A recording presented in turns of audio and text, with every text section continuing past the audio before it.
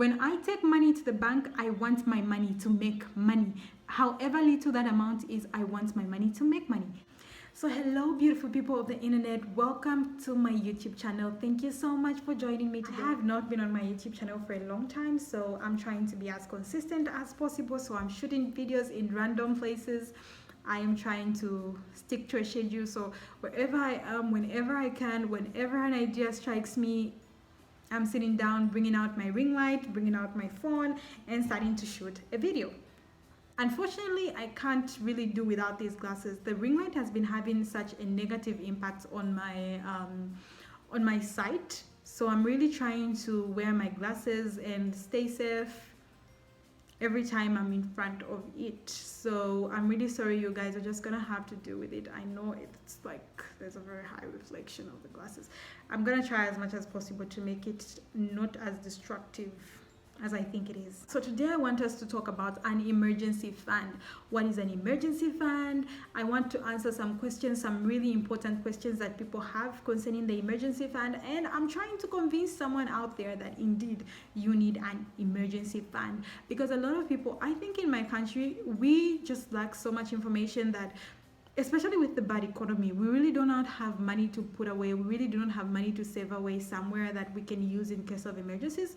And very few people actually save up or actually even think of calamities or unforeseen circumstances or how they're going to survive. A lot of people are living in the moment, and at the end of this video, I hope I can convince one or two people to start building up their savings, their emergency fund. Okay, it is a savings account, but yeah, an emergency fund. I'm really hoping someone can start saving up today because it is really, really important. However, I would just like to put it out there. Remember, I am not a financial advisor, so what we offer here is financial coaching. So let's get into the video. Okay, so what is an emergency fund? So an emergency fund is basically just a savings account where you keep money that is meant to help you in case of emergencies or unforeseen circumstances. Now, an emergency fund is not meant for you to do your shopping with, or for you to go on a vacation with, or for you to do your car servicing with. Those are not unforeseen circumstances. These are circumstances, these are situations which you know you have to undertake. These are situations that you know you're going to need to service your car in 3 months. You know you need to go on a vacation in December. You know you need to do some things, you need to do your shopping, whatever.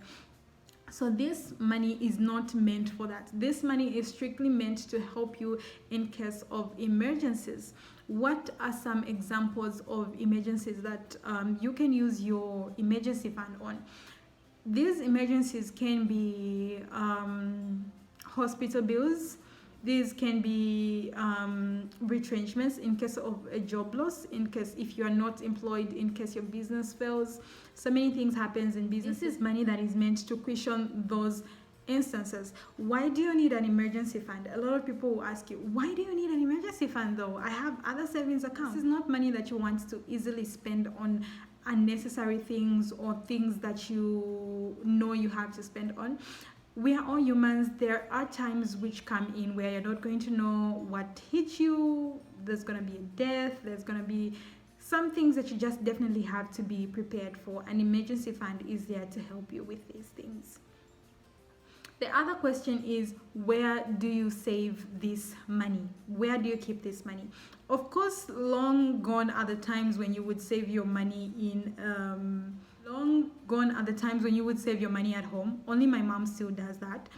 But you need to save your money in a savings account. Now, what type of savings account does this need to be? That should be the question. What type of savings account do I need to choose? There are so many, each and every bank in the world, or even in Zambia right now, has a savings account provision where you can save your money. Now the question should be, what type of savings account should you be? Not every savings account is suitable for you to keep your emergency fund in. There are certain types of accounts. There are certain things that you have to consider before you choose a savings account where you're going to be keeping your money. So the first thing that you have to consider is the interest rate in that savings account. Because you want this money to grow, you can't keep your money in a place where it's not growing. Okay, I once went to the bank, and this man calls me and starts trying to make me open up this account that is called a Chilimba account. So this account is basically where you put your money in. So you save up, for example, for 6 months, you are saving up for maybe something that you want to do, maybe a holiday or something, and then you decide to keep a certain amount of money, like a 2,000 kwacha in that account. Now this account has got no interest, it's got no book balance, and you just have to keep your money there. And then at the end of the 6 months, you're going to go to the bank and get your money and go use it for what you want, the exact amount, not even a 1 kwacha interest on the money. Now if I needed to save my money in that way, I would give it to my mom, because she's a really good keeper of money. She could keep money in the house for a whole year, and she's not going to spend a 1 kwacha from that money. So if I wanted that type of saving, I would definitely give it to my mom. When I take money to the bank, I want my money to make money. However little that amount is, I want my money to make money. That is the whole point. So every time you're choosing a savings account where you are going to be keeping your emergency fund, make sure that is an account which is going to make you some extra income. No matter how little, it's definitely going to make a difference at the end of the day. So the other thing you have to consider is accessibility of that emergency fund. How accessible is that money? Now there's a very fine line, I think, between something that is easily accessible and something that is not too easily accessible. And I think you have to strike a balance between those two every time you are choosing a savings account for your emergency fund. For example, you don't want an account where you have mobile banking, where you run out of talk time. It's the middle of the month, you run out of talk time, you can easily just down on your phone access your emergency fund and easily buy talk time from your emergency fund. And then again, you do not want to use an account which will not be accessible to you in case there's an emergency on a Sunday, banks are closed, you can't easily access your bank account over the weekend, and you have to wait by Monday in order for you to access your money. You don't want such an account as well. You want an account which is going to be flexible for you to access whenever there's an emergency. If you have to save a life on a Sunday, you need to be able to access your emergency fund. However, you do not need to have so much access, so much so as to use your money unnecessarily or whenever you just like. You do not need such an account. So you always have to make sure you strike a balance between easily accessible and overly easily accessible. You need to strike a balance between that is going to be a perfect account for you. The next question is, how much do you need to save up in your emergency fund? So how much you need to save up in your emergency fund, I have read and researched, and many people actually advise to have 3 to 6 months of your monthly income saved up in your emergency fund, which is very fine. And the reason why they advise this is so in case of unforeseen circumstances, or let's say in case you lost your job, it could take you approximately 3 to 6 months to get back on your feet before you figure out some things, before you figure out some plan Bs, or before you figure out just something to do with yourself. It could take you 3 to 6 months. That is a decent amount of time for an average person to get back on their feet. Now that is fine, but to ease up on things, I have my own calculation that I made. It's my own what can I call it? So my own strategy that I came up with. So I have my own strategy that I came up with to help me reach the target easily and help me reach the target so easily, because I thought every time I get an income on a monthly basis, I don't just spend all of that and on my personal needs on a month. I save up part of that money and I do some things that I would not necessarily need to do in an event that I lost my job, you know. So for example, so what I do in this strategy is I put up all my expenses. What are the things that I spend my money on a monthly basis? So I spend my money on my renters, I spend my money on my groceries, I spend my money on a number of other things. So now I bring that down and I say, okay, what are some of the things that I would not need to do in the event that I lost my job, there are some expenses that I would obviously not keep. I wouldn't keep the same lifestyle that I have now in the event that I lost my job. The reason why I have this lifestyle is because I have the money to finance this lifestyle on a monthly basis. But in case I lost my job and I am no longer getting the same amount of money that I am getting right now, there are certain things that I would automatically cut out. So what are those things on my list of expenses, on my list of monthly expenses? What are those things that I can easily cut out, that I know that I do not need these things? These are just certain luxuries, they're important, but they are luxuries which I would easily get off and I would have to leave to adjust. So what are those things? The first thing is my rentals.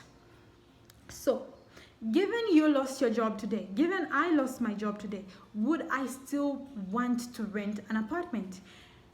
The answer could be yes for some people, but for me, it's a no. I would not want to still be renting my apartment in the event that I lost my job.